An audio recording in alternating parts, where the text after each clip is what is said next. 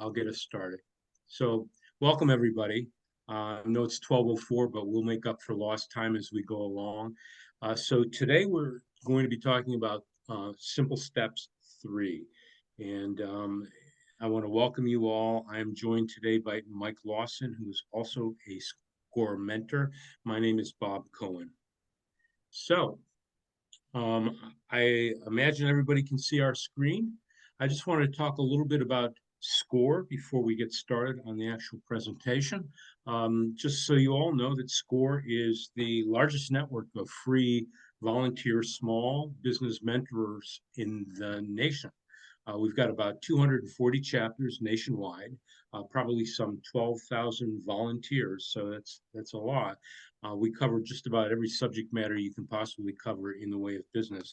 Now, here in Cleveland, we've got about 90 volunteers, and we've got a lot of expertise and a lot of subject matter available for you. So, as you'll see as we walk through this, if you haven't joined us in some of the past presentations that we've done, it's always good to have a mentor to be working with. That's something that we always recommend. And our SCORE mentors are very familiar with planning and starting and growing businesses. So um, our mission is to foster small, vibrant business communities throughout, mentoring and education. Just like what we're doing here, we work with workshops, probably somewhere around 100 to 150 workshops a year, and our 90 volunteers are busy mentoring small business clients as needed.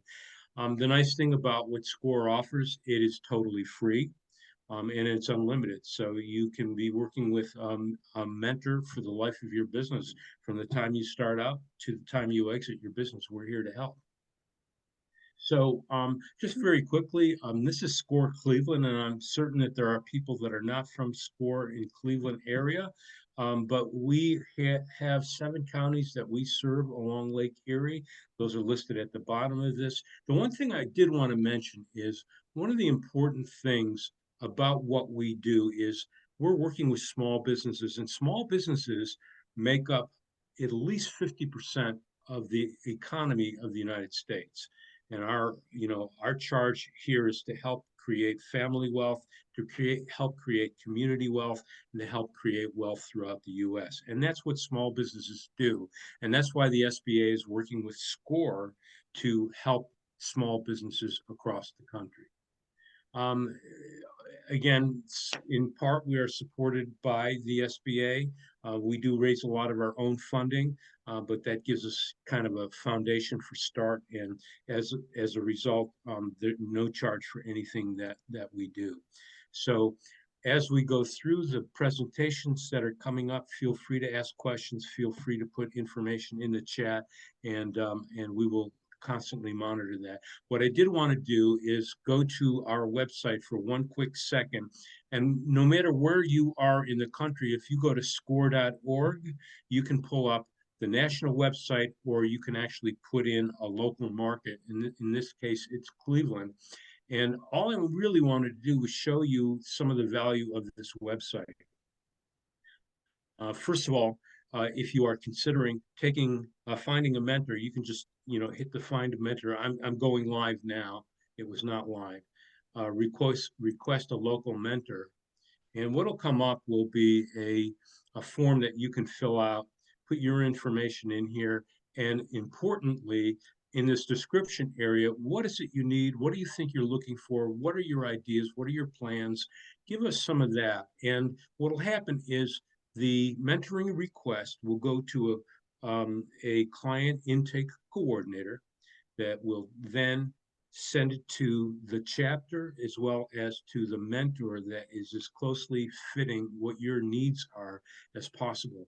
And we'll try to connect with you within about 48 hours. Over the weekend it might be a little bit longer, but for all intents and purposes, kind of um, our KPI, our key performance indicators, is we want to be there for you within about 48 hours. Other things that are available on this website, and I'm not going to go into them in any other detail other than to tell you that there are some fabulous resources available. There are templates for business plans, there are templates for financial plans, and also you can go on and look at workshops, recorded workshops. There's a workshop calendar. National workshops will be on there. So there are all kinds of great resources. They are all free. So score.org/Cleveland if you're in Cleveland, or score.org, and you can pick a locale and you can go from there. So let me go back to the presentation, and there we go. And Bob, one of our participants is asking if they're going to get copies of the presentation and then the record. Great question. Yes. Couple things. If you have been on this call before and had not received the handout materials, that includes homework, and it also includes a recording of this particular workshop, and you will get one in the next couple of days for this one. But for the previous two, just drop me an email. I'm going to first say it, and then when I get a chance, or maybe Mike, you can put it into the chat. I'll do that. Email is robert.cohen@scorevolunteer.org. Now, if you're on by phone, you're not going to be able to see it, obviously. But if you are on your computer or joining us via Zoom, then you should be able to see it. At any rate, if you need any of the handouts that we've done in the past, let me know and I'll make sure you get them. Give me a couple days, but we'll get them to you. And you will also receive handouts from today's presentation within the next couple days, along with the presentation as well. So if you have been joining us for the last two sessions, the first session that we did was on startup basics. I'm not going to go into it in too much detail other than the fact that we talked about what it takes to be a good entrepreneur, some of the resources that you need to do it. One thing I do want to impress upon you is you should have a mentor. It doesn't matter if it's a SCORE mentor. Obviously, if it is, that'd be very helpful. A banker, a lawyer, somebody that can help you with your finances. All of those things are great to have if you can get them. And if you've got a banking relationship with a bank in your local area, by all means, that is fabulous. All right. So the second session that we did was on business concept, and it's really on articulating what you are as a business, what your plan is, how you're planning to go. Now, the handout materials that we gave you were actual business plan template that was done for a company called Ann's Nursery. And I'll talk about that through the marketing as we go along.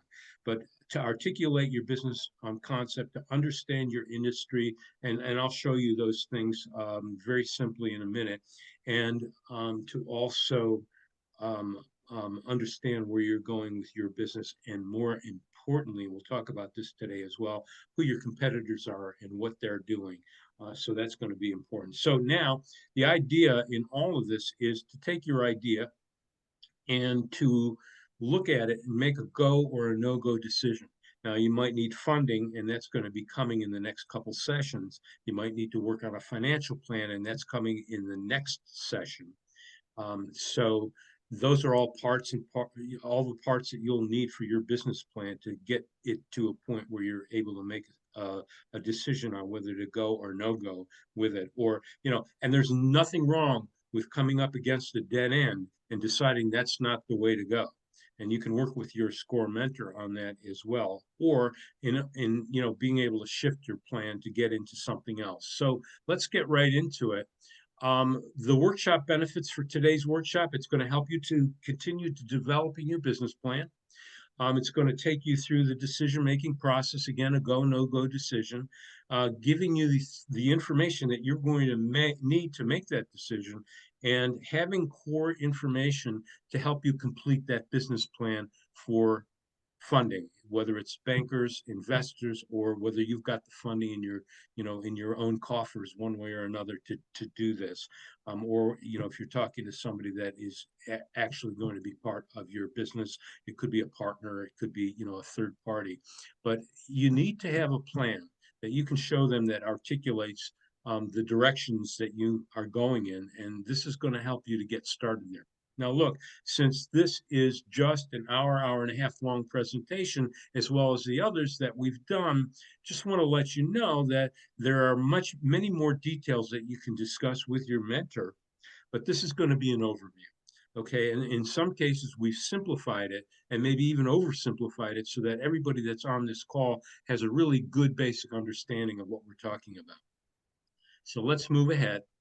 I want to talk about a little bit about the homework that we did last week, and this will help you. And if you did not get this material, then by all means, you should request it, and I'll make sure that you do get it. But it will help you to figure out the things that we're talking about today. So we're going to talk about competition a little bit, and I can't stress enough how important it is to really know your competition. We're going to talk a little bit about a product and service description, a little bit about pricing strategy. And again, these are high level overviews of these things.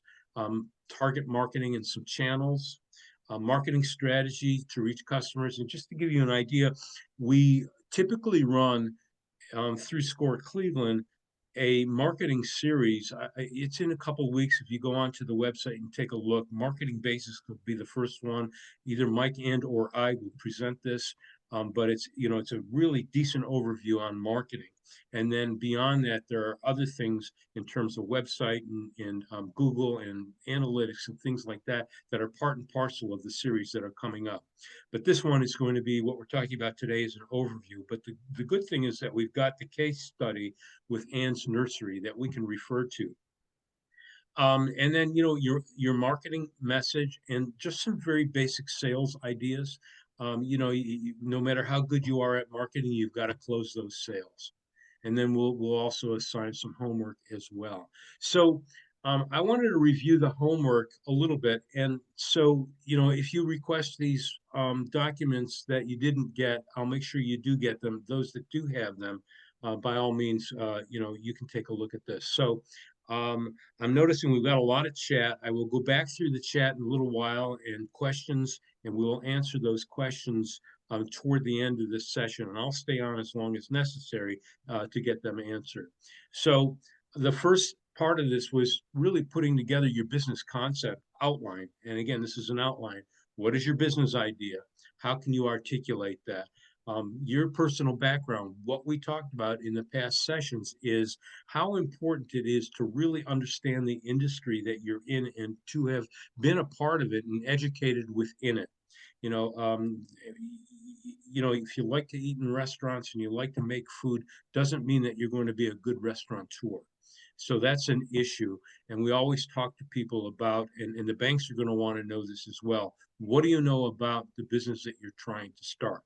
If you don't, you need to get some background in it. So that's your personal background. An industry profile is where your industry is that you're considering going into at this moment. Is it a brand new startup type industry? Is it on the upside? Is it at a mature level, or is it on the downside cycle? And that's important to understand as well when you're considering a business to go into. If you get into a business that is already on the downside cycle, then you've got some concerns that you've got to deal with. So, as you go through your homework, look at that. And then we talked about target markets, and I'll talk more about that in a little while. The first part of your target marketing is really kind of an overview, a 40,000-foot view of who you're think that you're going to be targeting for the specific business that you're in. We'll talk about that in a few minutes as well. And then any other key factors. Pricing, we're going to talk more about pricing tonight, but more importantly, benefits and features of your business. We'll talk a little bit about that this afternoon. And, size and profitability. So somewhere along the line in the next session, we'll talk a little bit about finances and putting together some of the financial needs that you have. and we will actually go through some spreadsheets and talk about that in the next session. And then an overall marketing strategy, and we'll talk a little bit about that as well today. So let's talk about features and benefits and, the idea of your offering. So, one of the things that you want to think about is what is it that you have to offer that is going to be of benefit to your potential client? So you need to think that through. It could be features, but the bottom line is that whatever the features are, those should have some benefits. So what is the value or the value proposition that you're thinking of that you're going to offer?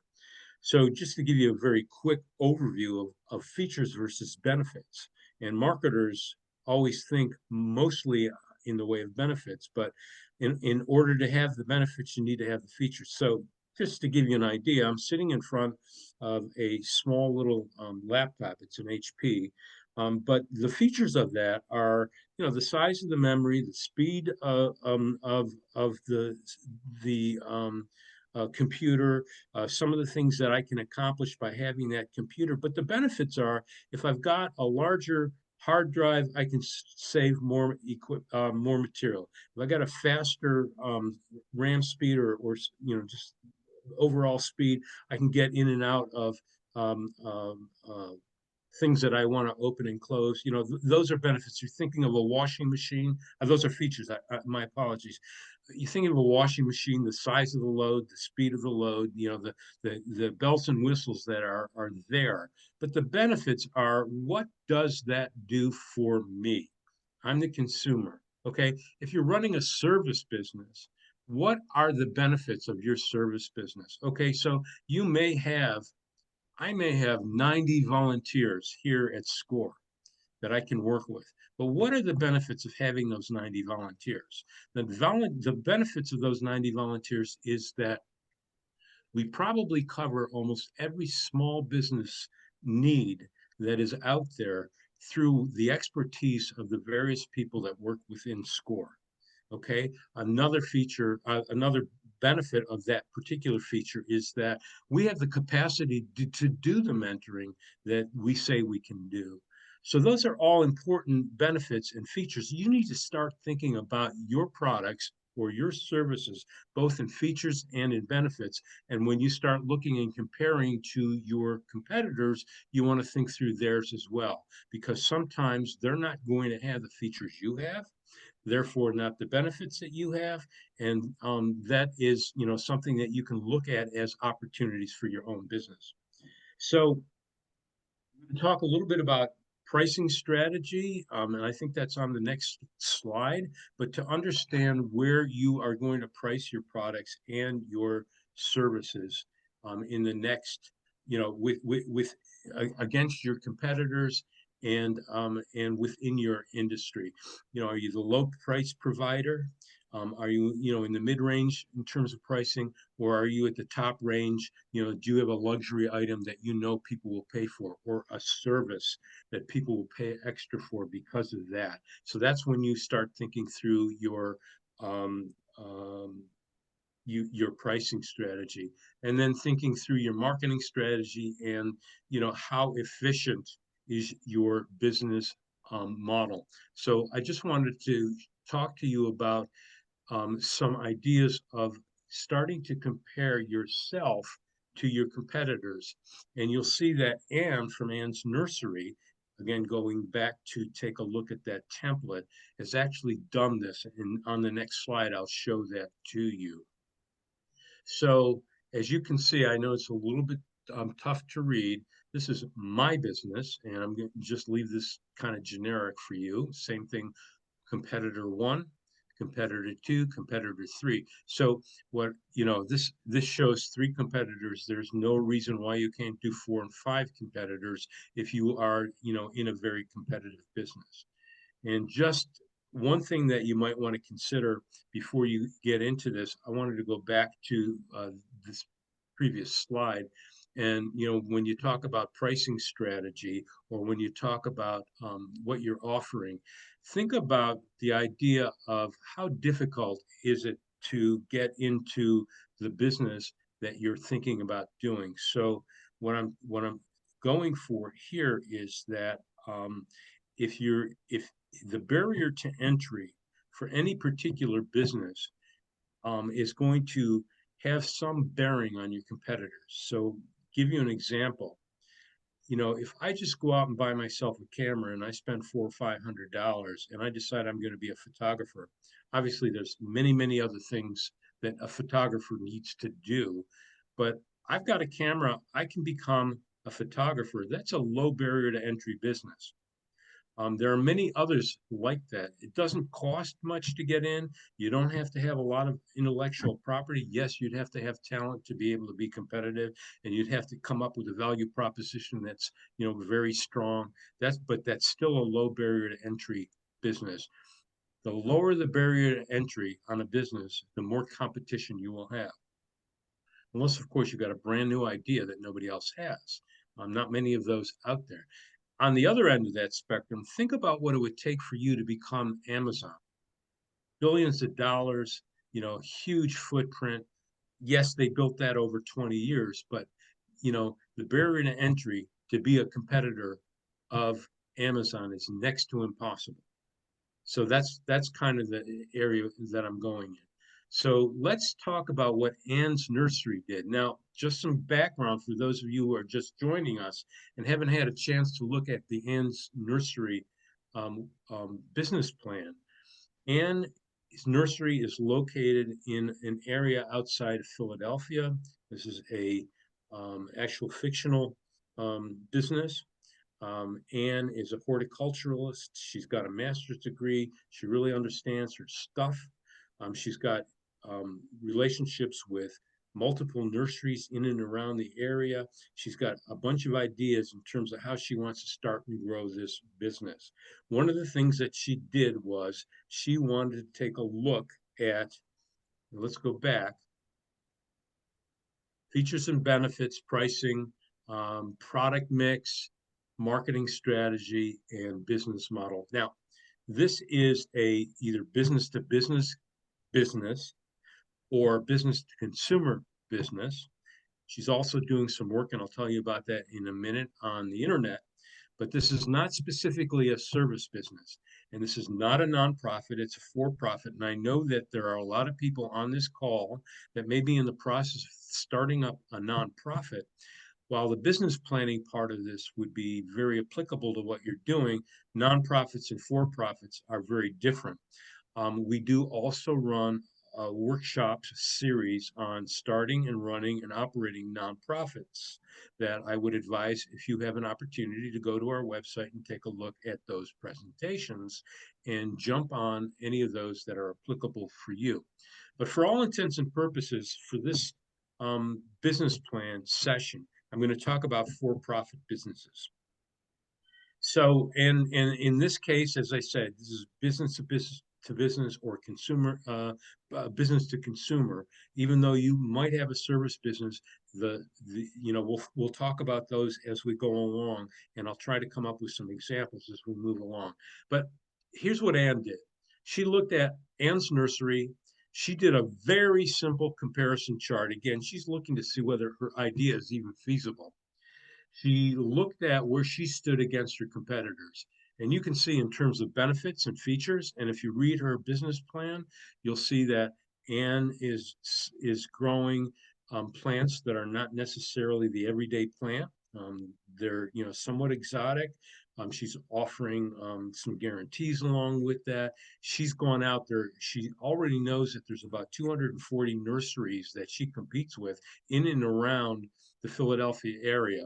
And so she's looked at them, and she thinks that from a benefits and features perspective, that her business is a little bit stronger than competitor A, who's more or less neutral, and competitor B, whose product and benefits and features maybe not as good as hers or not as good as the others, and she's given that one a minus. Again, I mentioned that we're simplifying this so you'll understand. There may be other data that you use to come up with these, and competitor C, again, being neutral. And then in pricing, she's neutral, whereas competitor A may be better in pricing, and the other competitors that she's looking at are neutral.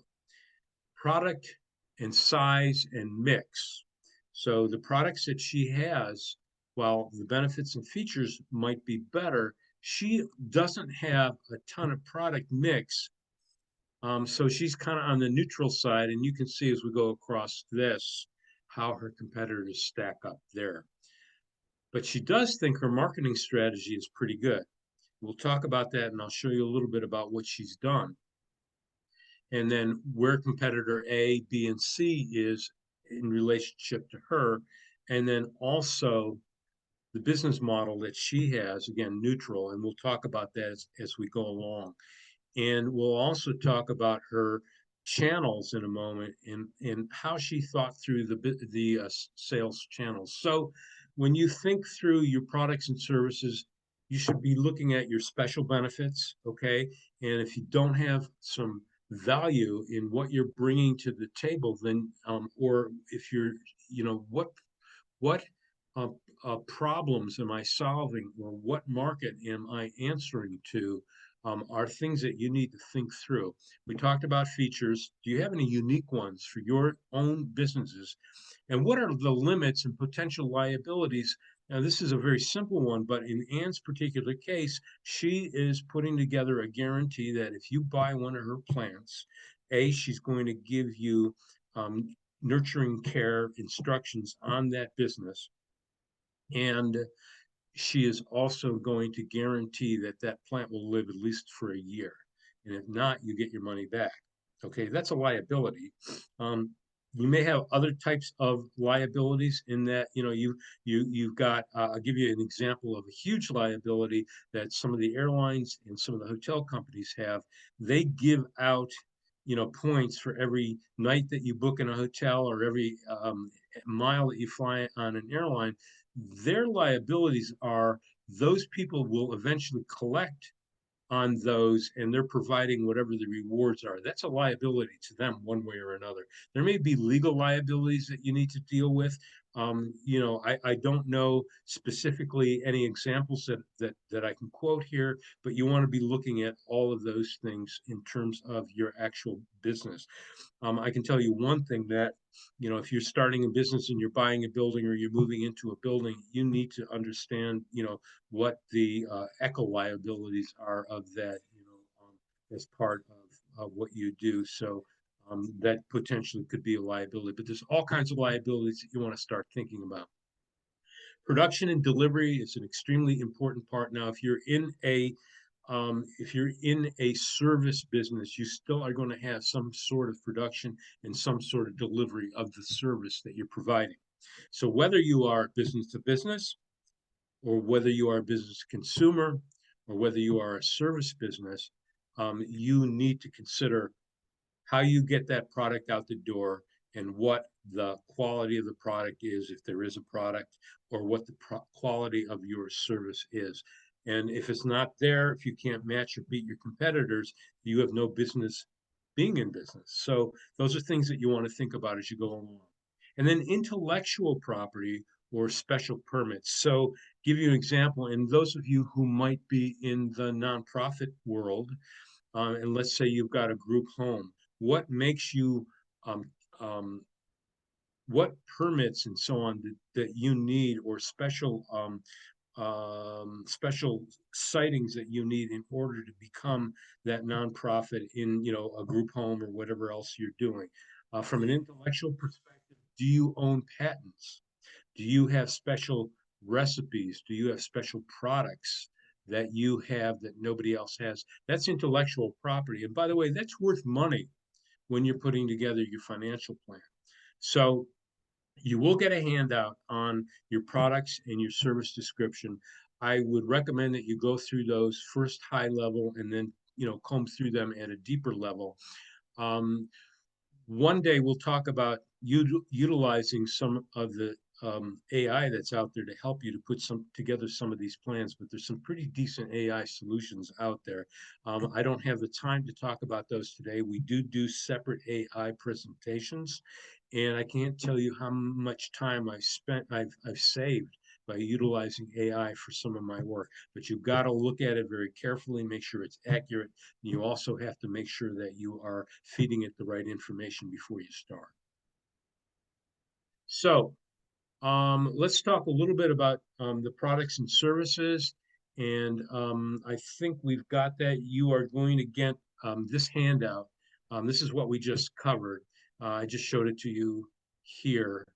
Um, let's talk a little bit about pricing, okay, and some pricing strategies. And again, this is an overview. Can't get into it in a whole lot of detail in an hour, but it's something that you need to seriously think about and actually sit down and write a pricing strategy based on where you want to be, based on where you are within the industry and what your competitors are doing.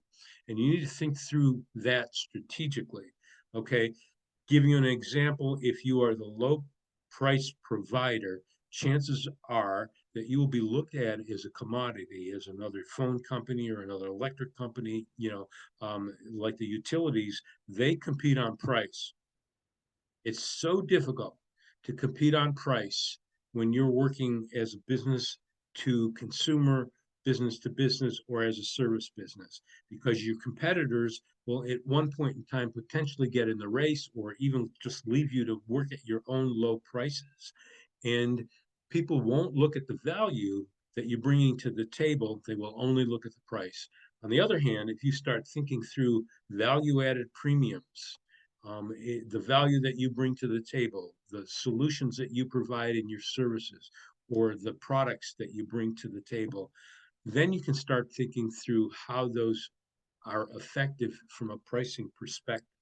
But the things that you do want to do is make sure that if you've got value, that you can compete on that value and not on pricing. So you don't have to be the low price provider and you don't have to garner every single sale that's out there. And you also want to always make sure that when you're building your pricing structure, that you've got your costs built into it as well as profit. Again, your margins are going to be very important when you talk to a banker, and how you price is going to flow to how your margins work. So, you need to consider the channel that you're in terms of your pricing. And I'll talk about channels in a little bit. So I'm going to leave this hanging for a minute. And then some other things that you want to figure through as you're putting together your financial plan.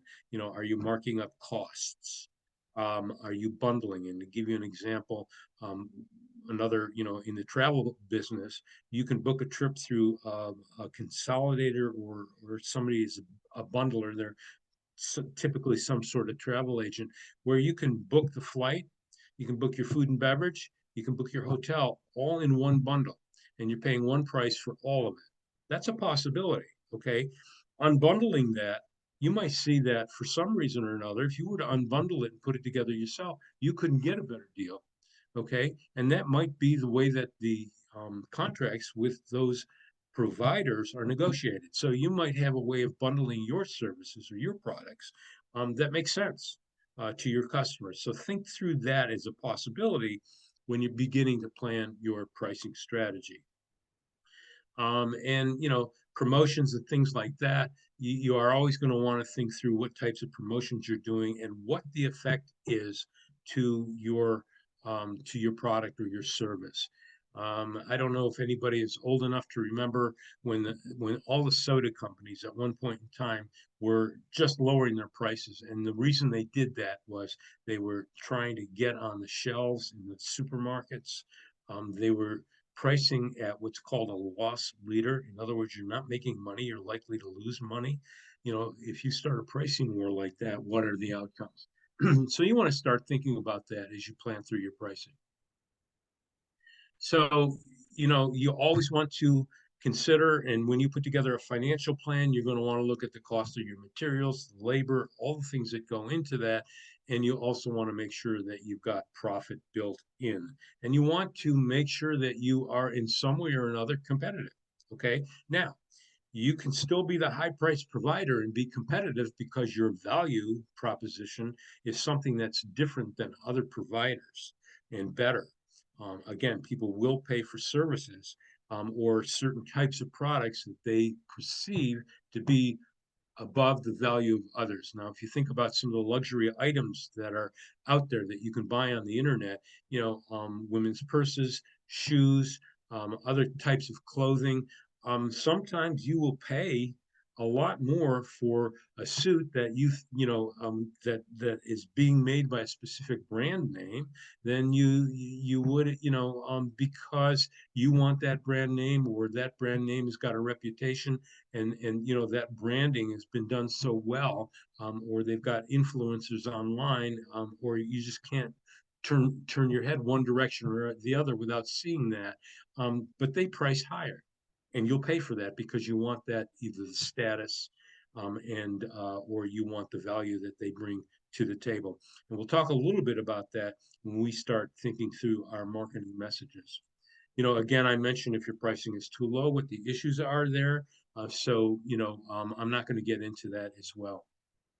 So you will get a template that you can start describing your pricing strategy, after you've filled out what your branding is, and or not your branding, but the other sheet that I showed you, where you're looking at benefits and features and all that other stuff. And then, you will start looking at that from a strategic area. Think through what your goals are for your pricing as well. And again, when you start really thinking through, or you're working with a mentor, you're going to get into the strategic side of that. Again, unfortunately, within the time frame that we've got, this is an overview, but this is a good beginning, and this is something to sit down with your mentor and talk through. So some typical channels, I mentioned business to business, producer to distributor or retailer. So that might be a manufacturer. It might be a supply chain organization that has the ability to get product and get it to people. And it could also be somebody that is actually delivering, and it might be through the internet, to a bottom line final consumer. And those are all things you want to think about as you begin getting into your business, because you might not fit every channel that's here, but you want to fit the channels that are appropriate for your business. And I'll show you what Ann did, and it'll just give you a little bit of an overview on how to think that through. Internet direct to consumer, and other kinds of associate networks for services. Ann actually had hired a third party provider to help her sell her products nationally through the internet.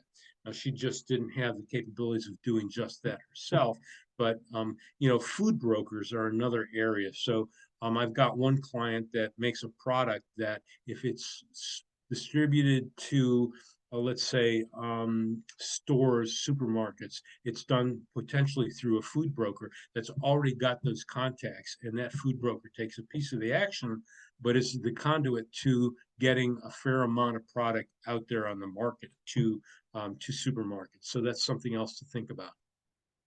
So your channel position is, who will you sell to? That is both, intermediary and final end user. What are their key demographics? So we want to look at profiles of them. Again, this is overly simple, but you want to really understand, particularly if you're business to consumer, who's buying your product. Okay. Now, if you're already in business and you've got some history, you can start analyzing those people that are already buying from you to see who they are, where they come from, and what they spend, all those things. And if you're doing stuff with your internet, then you've got some great marketing tools in the information and the metrics that are available through the web host or site that you're working with. So very simply, at a 40,000 foot level, key demographics, okay, just very simply, are you selling to somebody that's very wealthy, somebody that's, in the middle, somebody that's at the lower end, based on their income? All that information, and we talked about that last week as well, when we talked about some of these demographics. A lot of the information is available through various websites, also through your local libraries and through the Census Bureau. You can look at census tracts, you can look at income levels, you can look at number of households in any given area. So those are all important things that you're going to want to do within your research. Again, if you had missed some of the previous ones, recordings are available on the first two. And there will be a recording available on this one. Go to the SCORE website and you'll be able to pull those recordings down. So income level, gender, geographic locations. Are you going to be selling into a very localized area, into neighborhoods? Are you going to be selling within the city? Are you going to be selling out in the suburbs? Are you going to be doing both of those? Are you going to sell regionally, statewide, nationally? Those are all things that you want to think through as you're going into your marketing and you're looking at the channels you want to be in to reach them.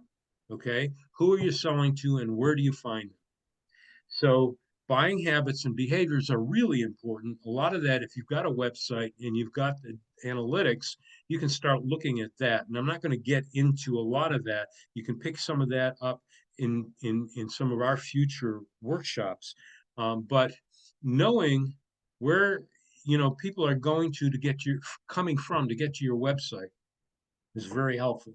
Knowing how long they're on their website, knowing who they are, and a lot of that information is available online at the library through census bureaus and other things like that. And at the end of this, I think there's some resources. There were certainly a lot of resources, links in last week's on where to find a lot of this type of information. So again, if you haven't gotten it, make sure you do. And let's keep going on. I've got 1:15. Maybe run 5 or 10 minutes past 1 o'clock to get all this done, but hopefully it's worthwhile for you. So there is some target market research, and I'll show you what Anne put together to come up with where she is selling. Again, 40,000 foot view, and the idea is, your channel position, and we'll talk about that in a minute, your target markets, and what your key demographics are. Again, this is a little bit overly simplified, but it's going to give you a great idea on how you need to think forward from here. Buying habits of the people that are buying from you. This would hold true for a service business, for consumer business, even if you're a nonprofit. So they're not buying from you, but they're using your services or they're providing you money. So you need to know who those people are as well.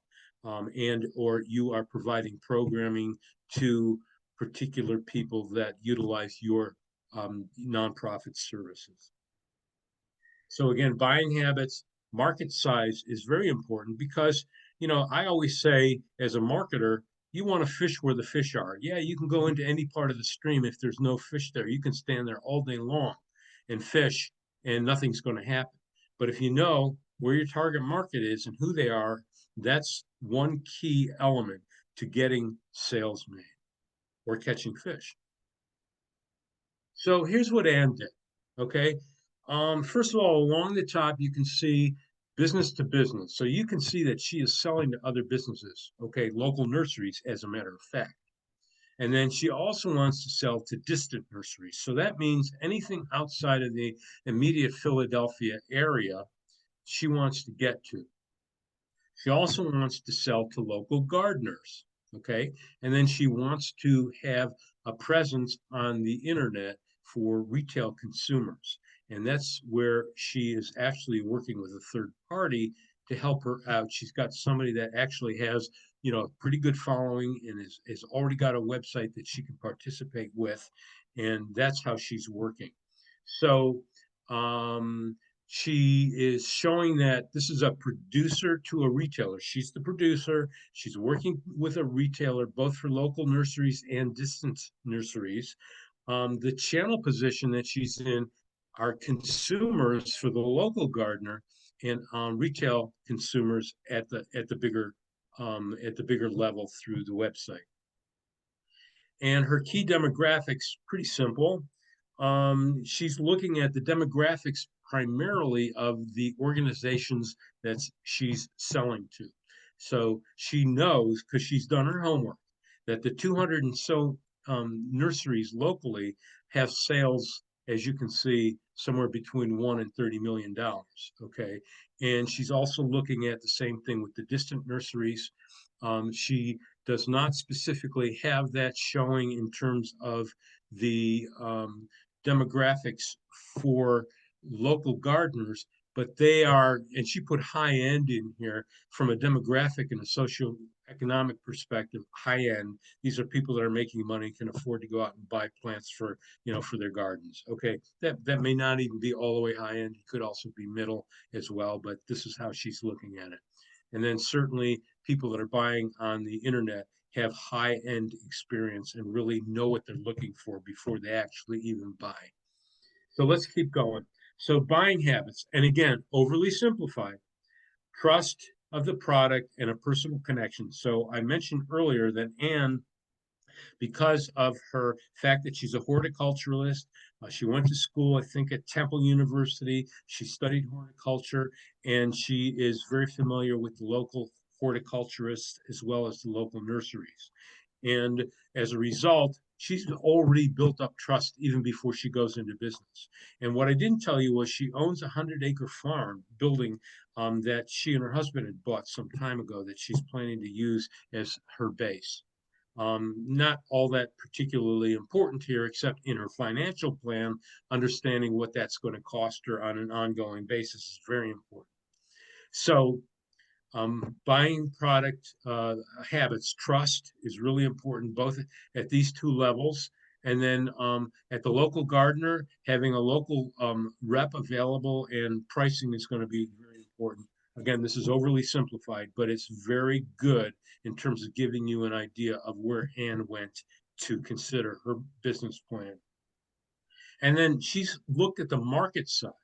Okay, she's done her homework on the industry, particularly local. And other things that you can look at are if there are trade associations, either local or national, they may have studies available, as well as some of the other things I've just talked about, and some of the links that you'll find in last week's presentation will be valuable to find out some of this information.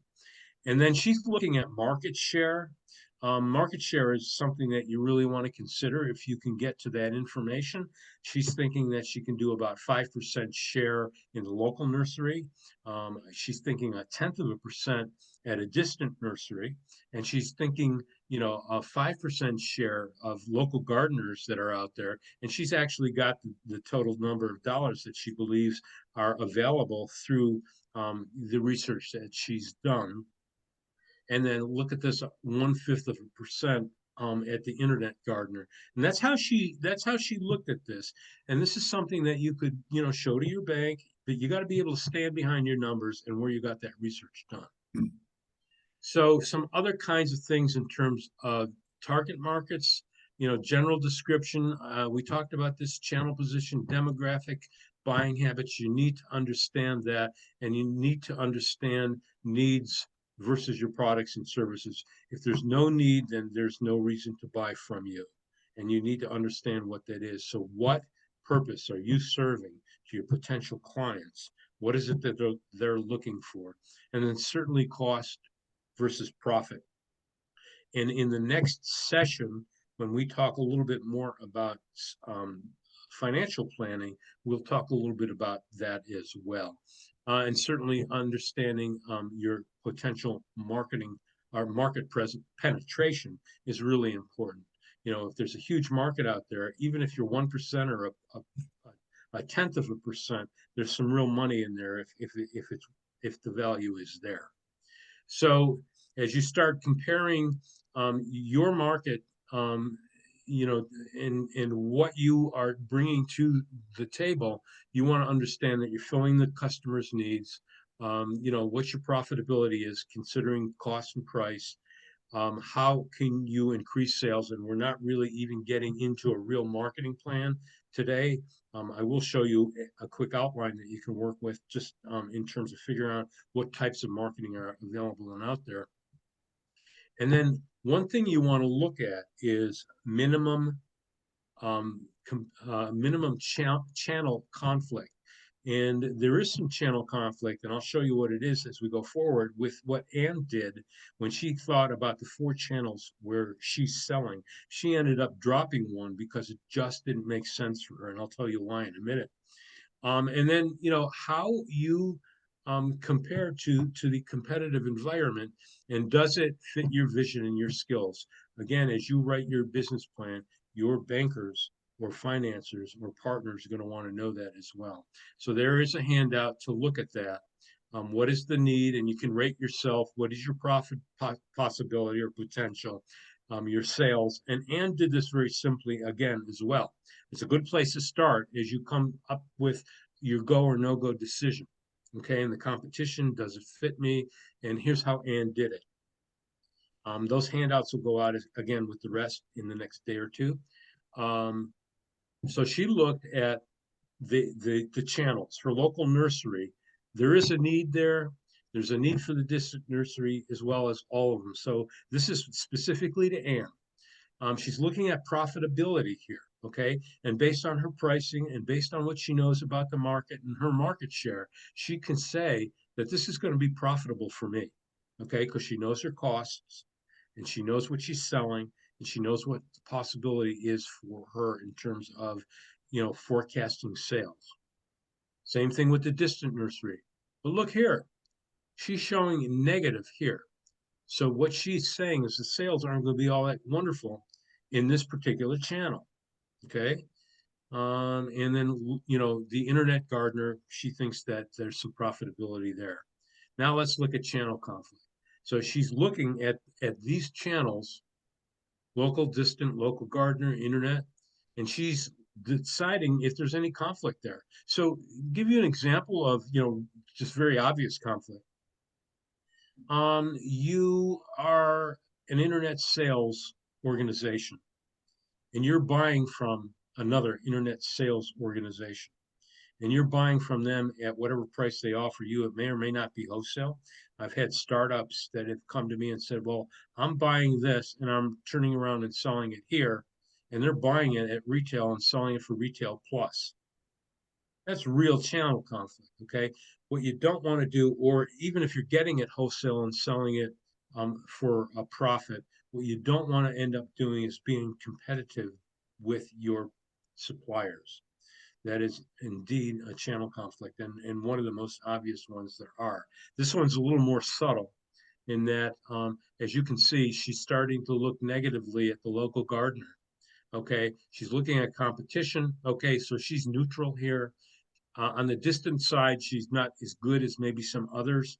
Same here, and neutral on the internet gardener side.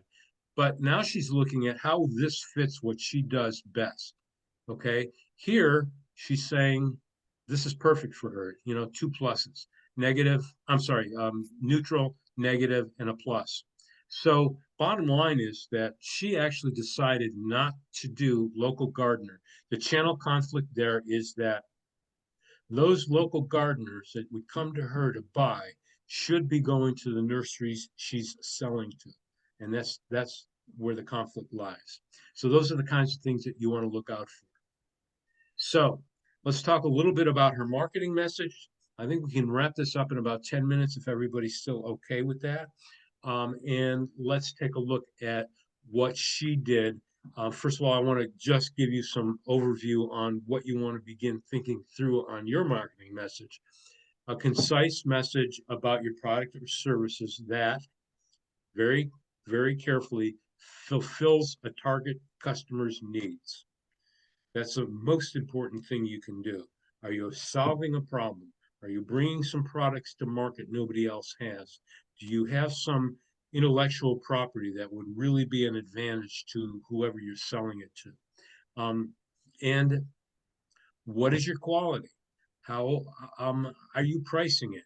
And what is the availability of that? If you think about what happened during COVID, people had to totally pivot on some of the things that they were doing because they did not have the availability to actually sell the things that they thought they were going to be able to sell or things that they had been selling previously. All of a sudden, the bottom fell out on that. So that's something you need to think through. Of course, you don't have a crystal ball. You can't do that. You can start looking at what's called a SWOT analysis. I'm not going to get into that today, but if you go onto our website and look it up, you'll get a template for it. It's strengths, weaknesses, opportunities, and threats. Threats are the one thing that I'm talking about in terms of potential availability for whatever reason. And if you have the opportunity to do a SWOT analysis, it'll give you more ammunition to know whether the business you're thinking about is good or bad. And then, of course, dependability, and that's, a lot of things fall there.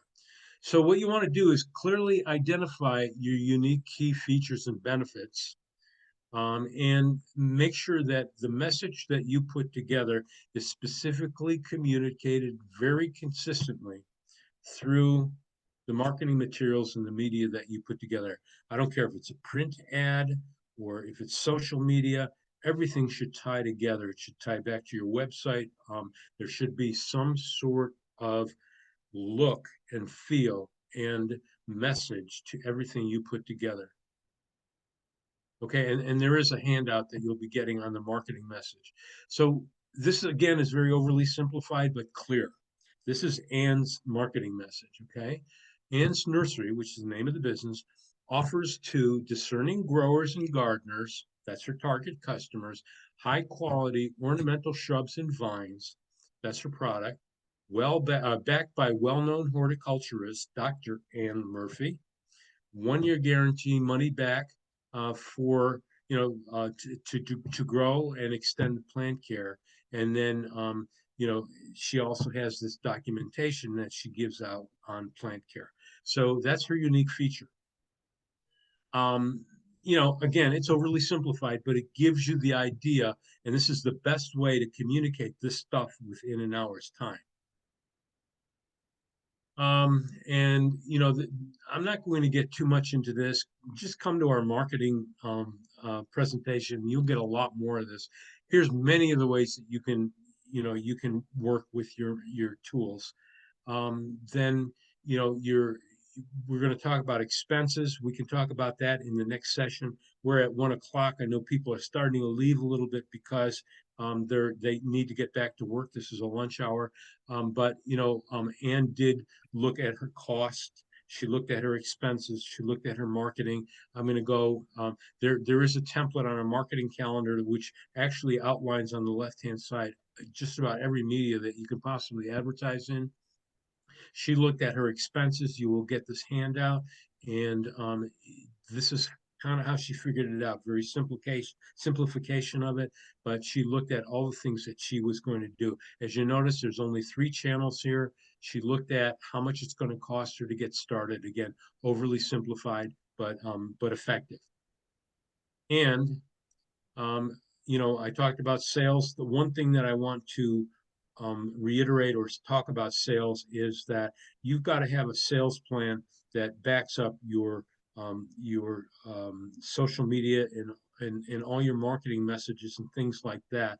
You want to be able to, 1, land a customer, but 2, more importantly, keep that customer, whether it's good services, staying in touch, good pricing, understanding your customer, offering your customer very specific information, curating content that's important to that customer.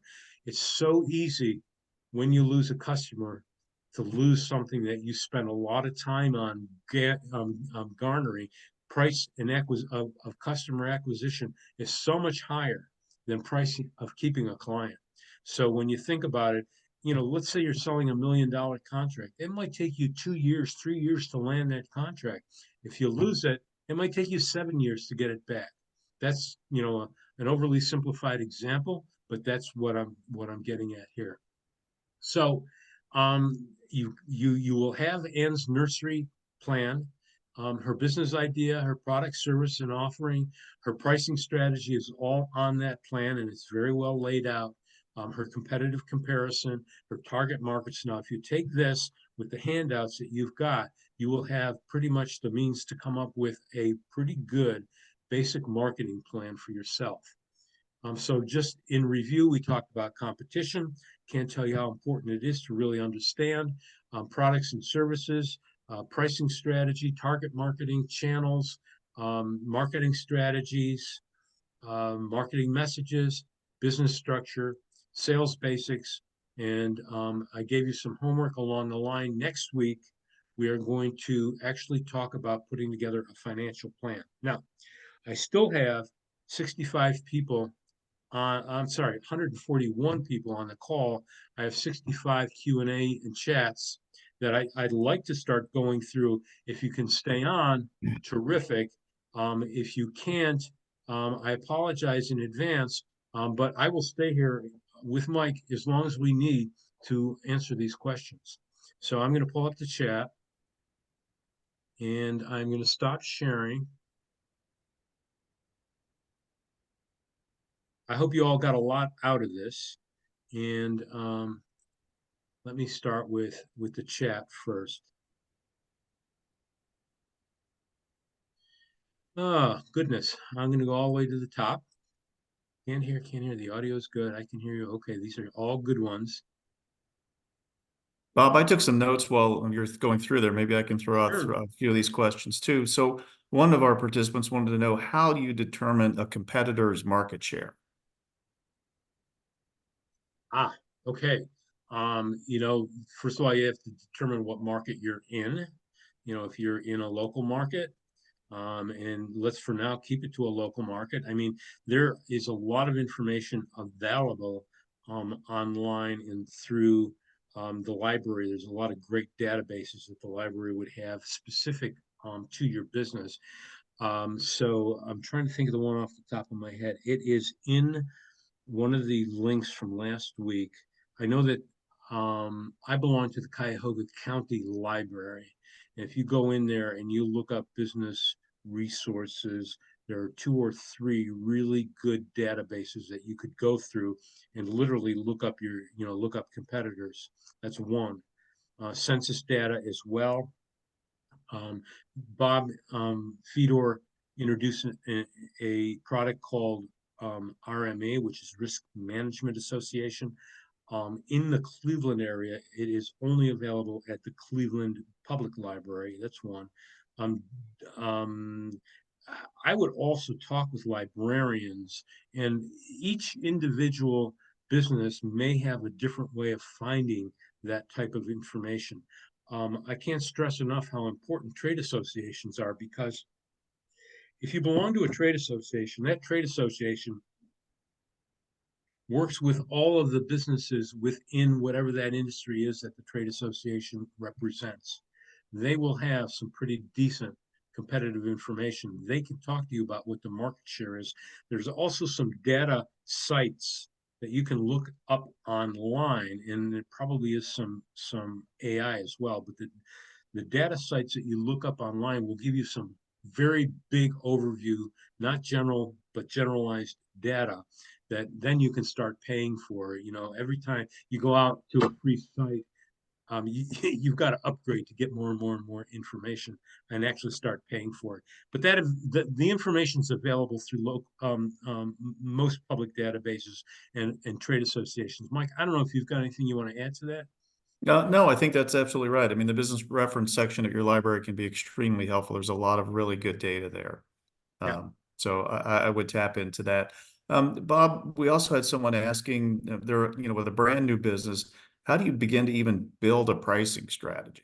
If you have no idea, I mean, you know what your costs are, right? But how do you start to build a strategy?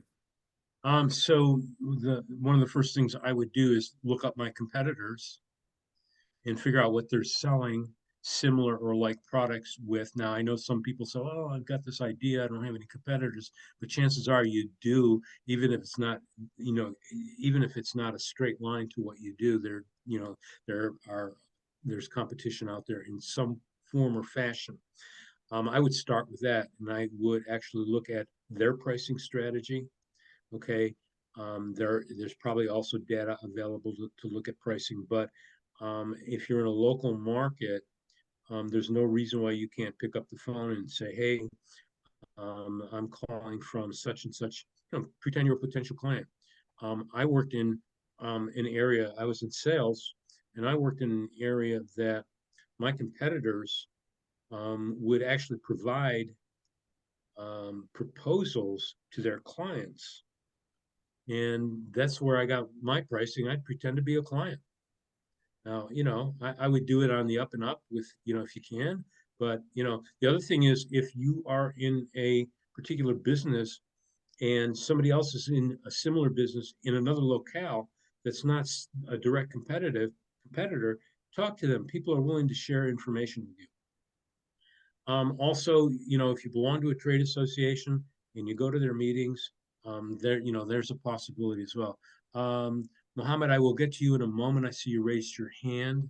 Let me keep going through. Um, Interesting. So we do have an AI assistant on taking notes. That's great. I see that that's in the chat. Um,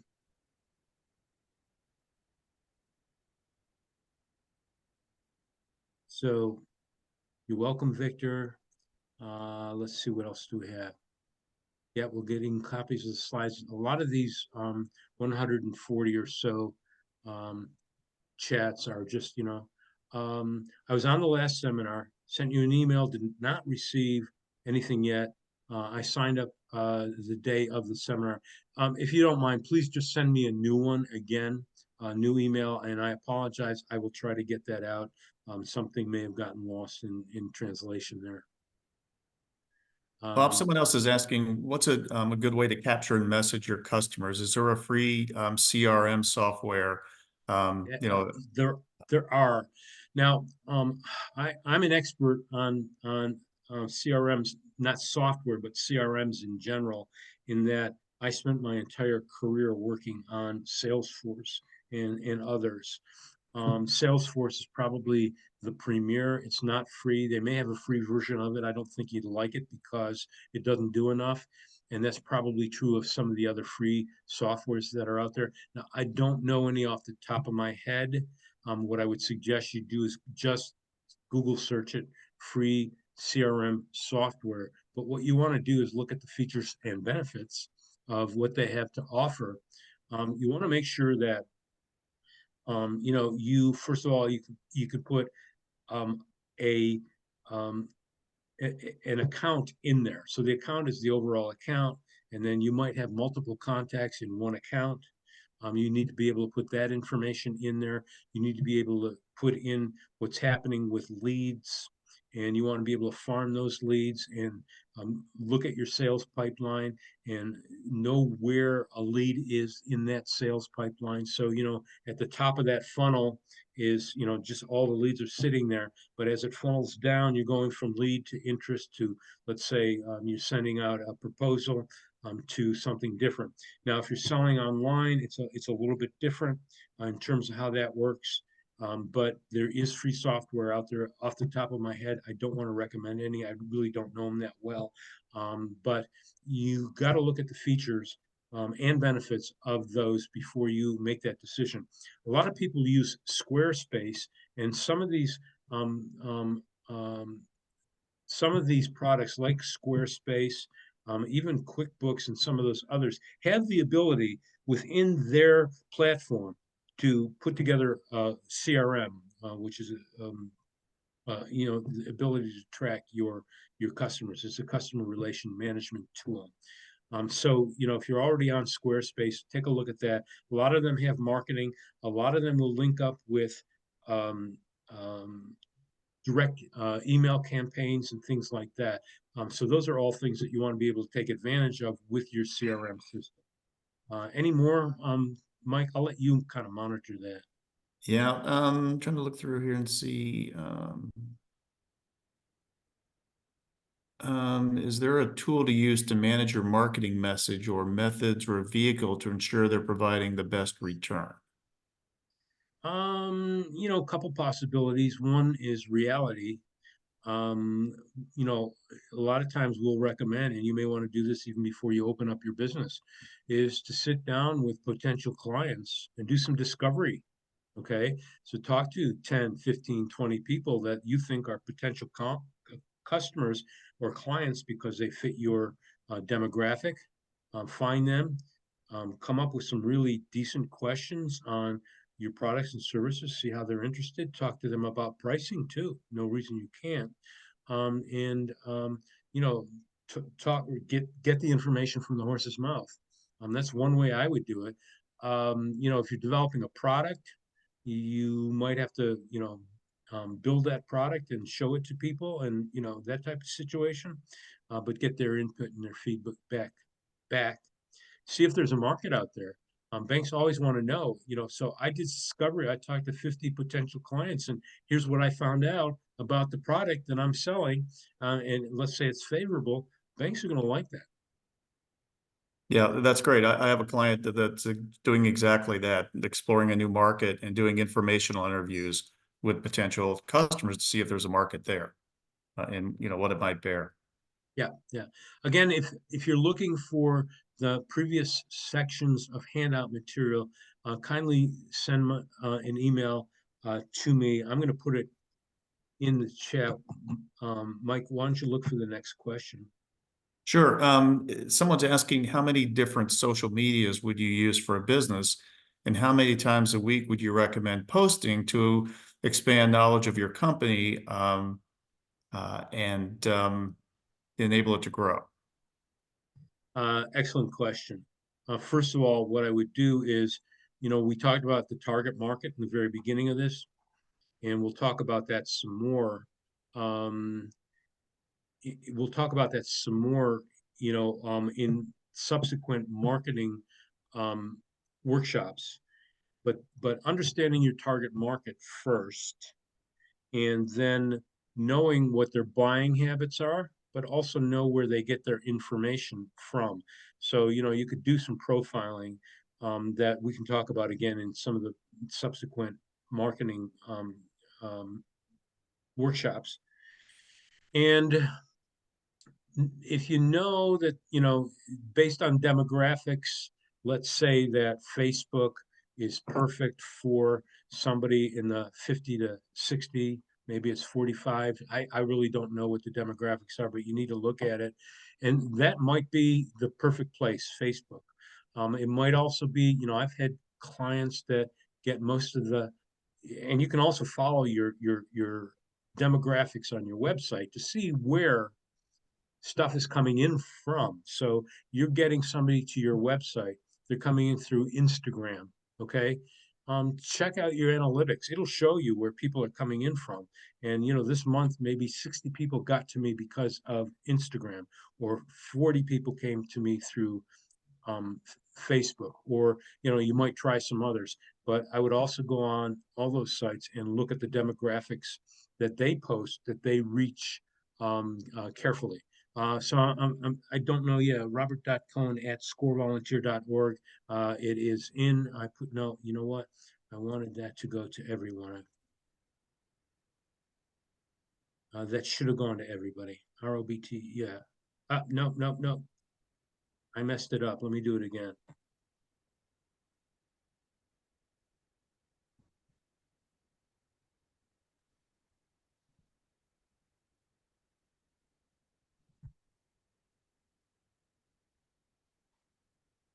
Robert.cohen@score. I messed it up again. Volunteer. You'll know that should say volunteer.org. Mike, can you put it in there? My fingers are fat.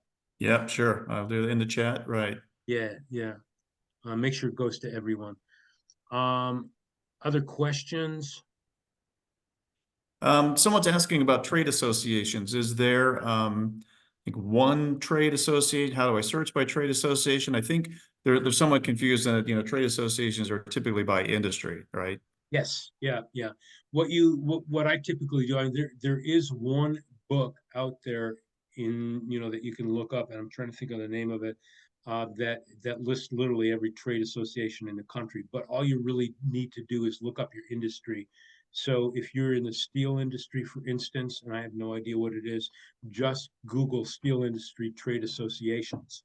What I would recommend that you look at is whether it's a .com or a .org, because typically .coms are out there to, in some way or another, figure out how to get some money out of your pocket, and I mean that kind of generally. But the .orgs are generally nonprofits, and that's what you want. You want a trade association that represents the industry that you are in. So, I'll give you an example. And you can also do it to a trade association in which you want to sell your product. All right. So I worked with hotels. That was I sold products to hotels, and for me to understand what was going on in the industry, number one, there's 4 or 5 hotel trade associations that you could actually sign up for newsletters you could become part of. I also became active in the trade associations. So when they wanted to know about meeting technology for the meeting industry, high tech for the meeting industry, I was considered an expert. And they would come to me and ask me to address audiences. That's a great way to get your name out there. And so, that's important. So that's one way to do it. But I would definitely look them up and Google them. I don't recall the name of there's a big book out there that lists all the trade associations, but you don't need it. The web will work. Yep. Any others? I think we're pretty much through what I can see here, Bob. Yep. Yeah. So, so you put in the chat, reference sections. So Reference USA, which now has changed its name, is in the public library, but that's, and I can look up quickly to see what they changed it to. Yeah, and Slide, I go think ahead. we just did a webinar on using your from the two people at the Cleveland Library on how to use Yeah. the reference section and tips and trade and stuff. Yeah, good point. So yeah, about 2 weeks ago, maybe not even, SCORE did a workshop which has been recorded and it's online on our website on how to use reference material at the library for business, and it's excellent. I think that the Cleveland Public Library has one of the best business sections of um, any library that I've worked in, and the reference librarians in that section really know their stuff. So, you can get a Cleveland Library card and use it, but there are, I'm sure, others around. So I see 11 more. I don't know if they were answered online or not, but They were saying one question, I have a digital marketing agency. What are ways I can figure out my competitors and their pricing models?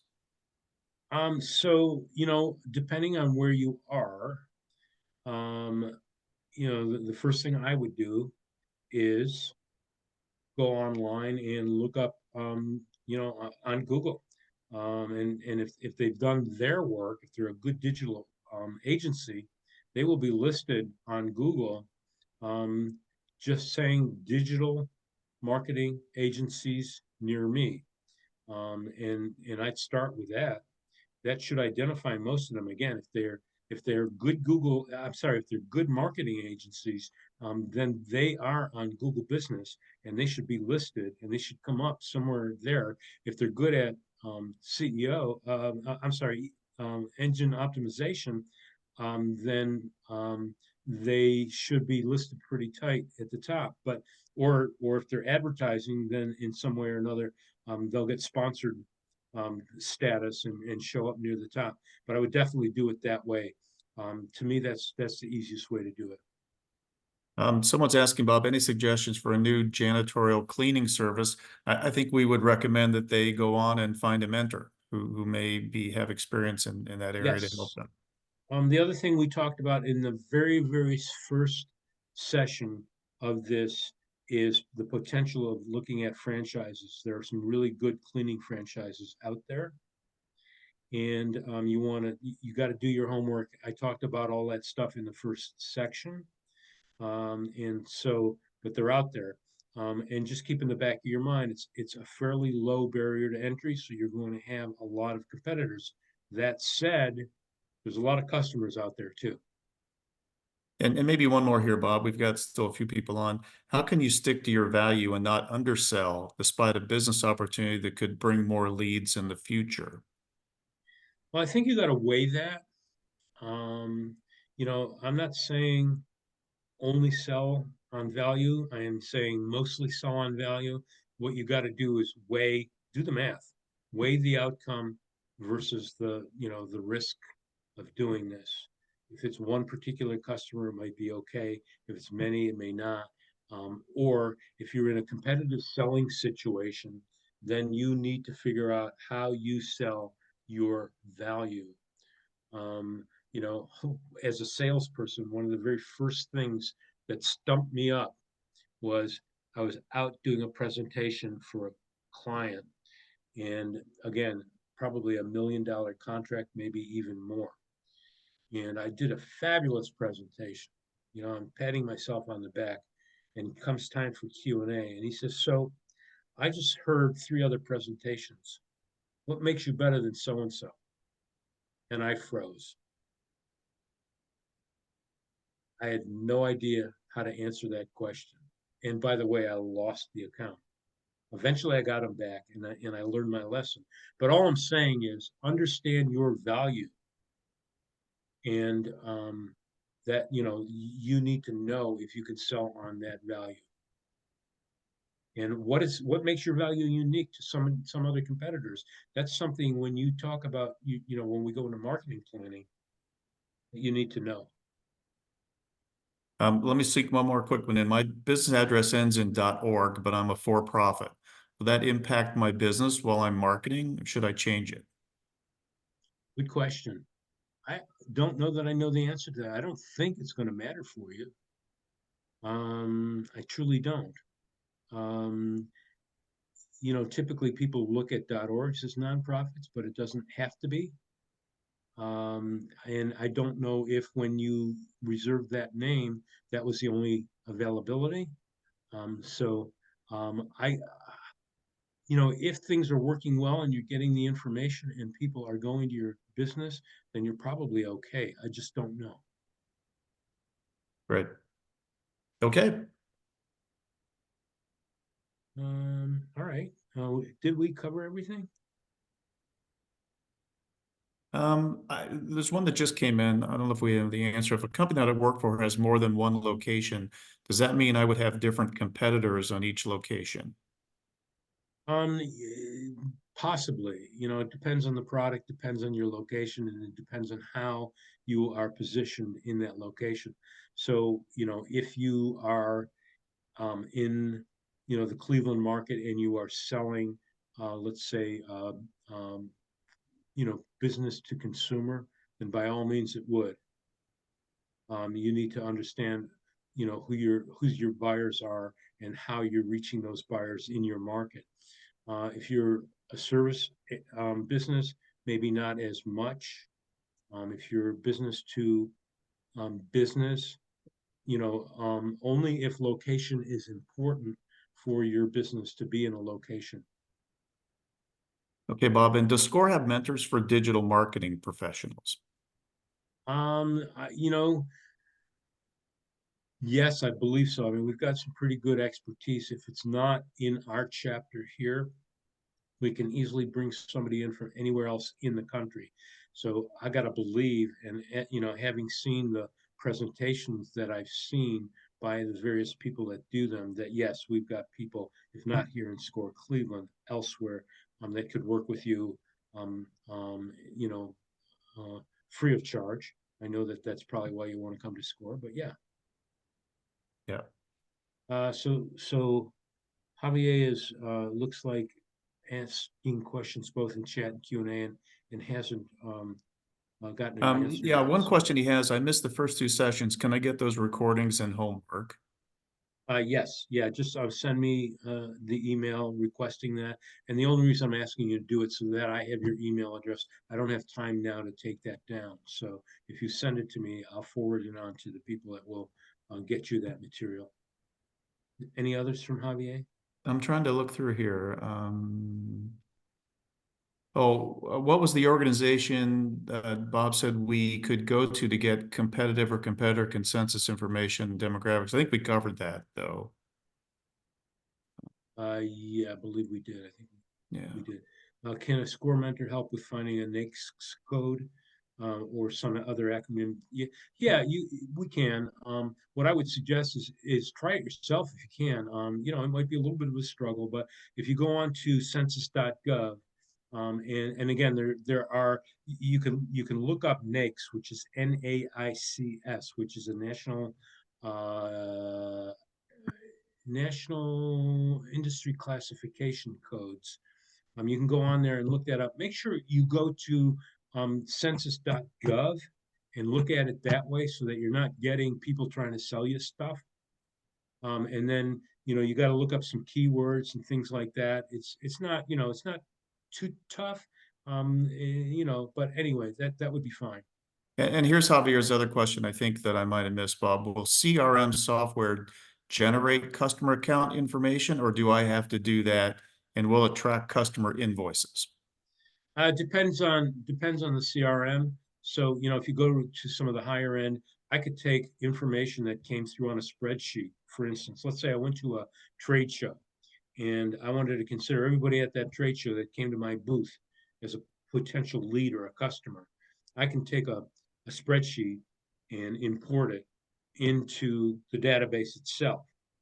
And depending on what kind of CRM you have, a lead is a lead until it becomes, something more, a customer or, an opportunity again. And your sales pipeline is based on leads at the top, opportunities. So a lead may be a lead, but until you contact them and follow up to find out whether or not they're really interested, it's still just a lead. An opportunity is something that you've talked to them and yeah, there's an opportunity. They have a contract coming up in the near future. Um, Somebody that is actually asked you for a proposal, that's part of your sales pipeline, and the proposal eventually turns into maybe a contract or they buy, and then the case is closed. And a CRM is really important for tracking those things and understanding your sales funnel in the pipeline. So, if you have a sales force and you're meeting with them once a week, you want to pull that up and start looking at where they are in the pipeline. Good CRMs will have dashboards that you can look at to tell you, in a glance what's going on with your sales. But the advantage of a CRM is it keeps you organized. If you're a startup now and you are going to have 10 salespeople down the road, you will be lost without a CRM. All right. I am familiar with Canva business model. Would you recommend it? I recommend any business model that's going to make you think through your business and give you a plan that you can work from. There are business model canvases that are out there. It's a 2 or 3 page deal. It's very easy to do. Some businesses don't need business plans, depending on who they are and what they're doing. Others, I would recommend going to something much more in much more depth. It depends on the business.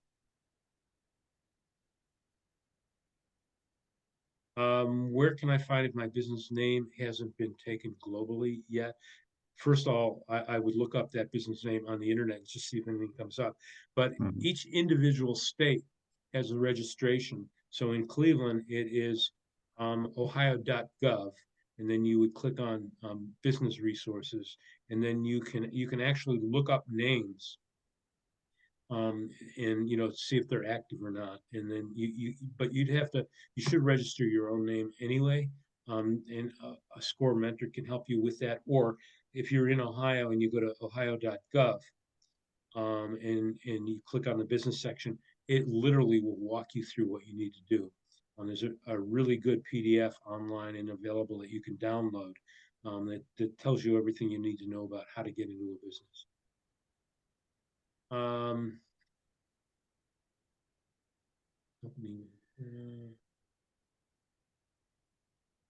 is there software I can use to get my calls forward? Yeah, there is. I don't want to get into too much detail in that. Go to whoever your phone provider is. Chances are that's available. You might also Google that online and see if that's available as well, Javier. Anything else, Mike? No, I think that was it, Bob. Okay. But listen, I really appreciate everybody that's still on. And I don't know how many that is anymore, but let's see. 69. That's good. Yeah, yeah. Yeah, we had a lot on today. So again, I appreciate everybody joining us.